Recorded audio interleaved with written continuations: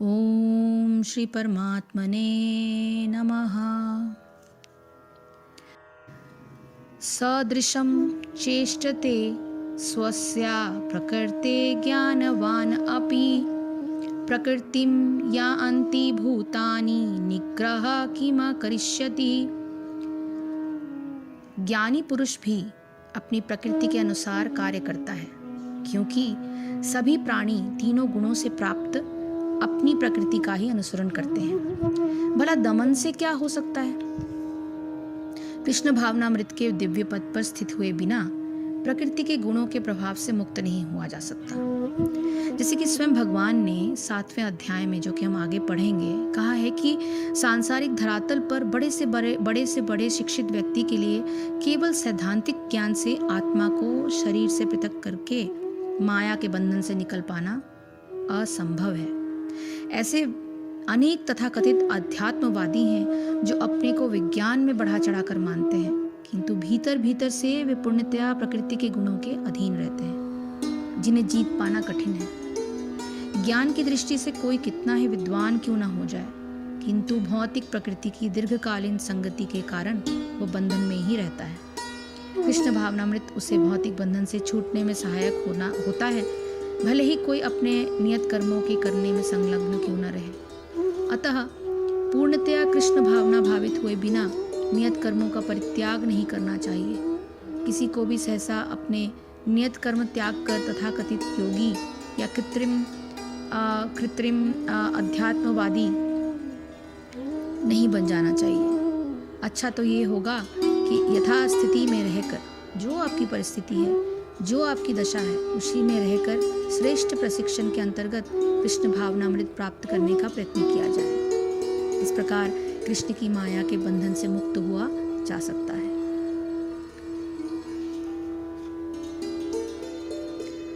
क्योंकि सभी प्राणी प्रकृति को प्राप्त होते हैं, अर्थात अपने स्वभाव से परवश हुए कर्म करते हैं। ज्ञानवान भी अपनी प्रकृति के अनुसार चेष्टा करता है, इसमें किसी का हट क्या करेगा। कर्मों की चेष्टा स्वभाव के अनुसार इस श्लोक में बताया गया कि प्रत्येक व्यक्ति अपने स्वभाव के अनुसार कर्म करने के लिए बाध्य होता है। देखने में आता है कि एक ही परिस्थिति में भिन्न भिन्न व्यक्तियों की कर्म करने की शैली भिन्न भिन्न हुआ करती है। यह अंतर इस कारण होता है क्योंकि पूर्व जन्मों की वासनाओं के अनुसार इस जन्म के लिए जो प्रारब्ध हर मनुष्य को मिलता है, उसके अधीन मनुष्य अपने अपने स्वभाव के अनुसार कर्म करता है। अब इस जन्म में यदि कोई अत्यंत ज्ञानवान भी हो, फिर भी पूर्वकृत कर्मों से जो उसका स्वभाव बना हुआ है, उसके अनुसार बुना चाहते हुए भी और ना जानते हुए भी कर्म अवश्य करेगा। इस जन्म के ज्ञानार्जन से यह अंतर तो पड़ सकता है कि मनुष्य का अंतःकरण निर्मल हो गया हो और उसके द्वारा अधिक से अधिक सत्कर्म किए जाते हों, परंतु ऐसा होने पर भी कर्मों का संपादन प्रत्येक मनुष्य अपने स्वभाव के अनुसार ही करता है। यहाँ एक महत्वपूर्ण प्रश्न उठता है कि सभी व्यक्ति अपनी प्रकृति के अनुसार काम करते हैं, तो फिर कर्म बंधन से छूटने का क्या उपाय है? इस पर भगवान एक अत्यंत महत्वपूर्ण सिद्धांत का प्रतिपादन करते हैं, जो हर व्यक्ति को प्रति क्षण ध्यान में रखना चाहिए। अगला श्लोक नंबर 34। इंद्रियस्य अर्थे राग द्वेषो व्यवस्थितो तयो न वशम आगच्छेत तो ही अस्य परिपंथिनो। प्रत्येक इंद्रिय तथा उसके विषय से संबंधित राग द्वेष की व्यवस्थित करने के नियम होते हैं। मनुष्य जो ऐसे राग तथा द्वेष के वशीभूत नहीं होना चाहिए, क्योंकि ये आत्म साक्षात्कार के मार्ग में हमेशा अवरोधक होता है। उनको राग द्वेष के चक्कर में नहीं पड़ना चाहिए। जो लोग कृष्ण भावना भावित हैं, वे स्वभाव से भौतिक इंद्रिया तृप्त में रत होने से झिझकते हैं, क्योंकि जिन लोगों को ऐसी भावना न हो, उन्हें शास्त्रों के यम नियमों का पालन करना चाहिए। अनियंत्रित इंद्रिय भोग ही भौतिक बंधन का कारण है, किंतु जो शास्त्रों के यम नियमों का पालन करता है, वह इंद्रिय विषयों में नहीं फंसता। उदाहरणार्थ, यौन सुख बद्ध जीव के लिए आवश्यक है और विवाह संबंध के अंतर्गत यौन सुख की छूट दी जाती है। शास्त्रीय आदेशों के अनुसार अपनी पत्नी के अतिरिक्त अन्य किसी स्त्री के साथ यौन संबंध वर्जित है। अन्य सभी स्त्रियों को अपनी माता मानना चाहिए, किंतु इन आदेशों के होते हुए भी मनुष्य अन्य स्त्रियों के साथ यौन संबंध स्थापित करना चाहता है। इन प्रकृतियों और प्रवृत्तियों को दमित करना होगा, अन्यथा वे आत्म साक्षात्कार के मार्ग में बाधक होगी। जब तक ये भौतिक शरीर रहता है तब तक शरीर की आवश्यकताओं को यम नियमों के अंतर्गत पूर्ण करने की छूट दी जाती है, किंतु फिर भी हमें ऐसी छूटों के नियंत्रण पर विश्वास नहीं करना चाहिए। मनुष्य को अनासक्त रहकर इन यम नियमों का पालन करना होगा, क्योंकि नियमों के अनुसार उनके अंतर्गत इंद्रिय तृप्ति का अभ्यास भी उन्हें पथभ्रष्ट कर सकता है। जिस प्रकार राजमार्ग तक में दुर्घटना की संभावना बनी रहती है, भले ही इन मार्गों को कितनी ही सावधानी से देखभाल क्यों न की जाए, किंतु इनकी कोई गारंटी नहीं दे सकता कि सबसे सुरक्षित मार्ग पर भी कोई खतरा नहीं हो। भौतिक संगति का कारण अत्यंत दीर्घकाल से इंद्रिय सुख की भावना कार्य करती रहती है। अतः नियमित इंद्रिय भोग के बावजूद भी च्युत होने की हर संभावना बनी रहती है। अतः सभी प्रकार के नियमित इंद्रिय भोगों के लिए किस प्रकार से आसक्ति से बचना चाहिए। लेकिन कृष्ण भावनामृत ऐसा है कि इसके प्रति आसक्ति से या सदैव कृष्ण की प्रेम और भक्ति में कार्य करते रहने से सभी प्रकार के इंद्रिय कार्यों से विरक्ति हो जाती है।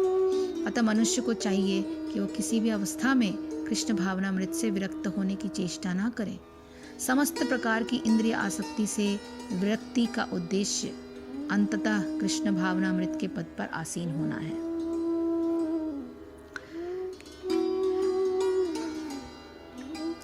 मनुष्य को चाहिए कि इंद्रिय के अर्थ में अर्थात सभी इंद्रियों के भोगों में स्थित जो राग और द्वेष है, उन दोनों के वश में ना होवे, क्योंकि वे दोनों ही कल्याण मार्ग में विघ्न डालने वाले महान शत्रु हैं।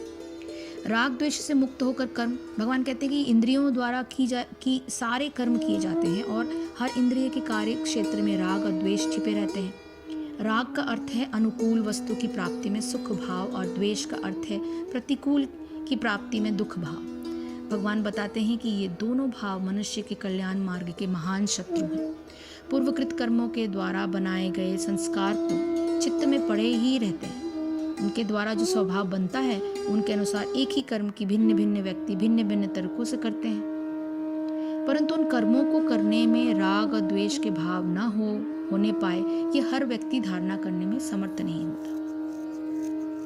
ऐसा कर लेने से वे सब कर्तव्य कर्म भुने हुए बीज की तरह हो जाते हैं और फिर वो किसी प्रकार भी किसी के आगे आने वाले प्रारब्ध का निर्माण करने में असमर्थ हो जाते हैं। परंतु यदि इन दो शत्रुओं से बचने के लिए मनुष्य जागरूक नहीं रहता तो फिर अच्छे से अच्छा किया हुआ कर्म भी मनुष्य को बंधन में डाल देता है।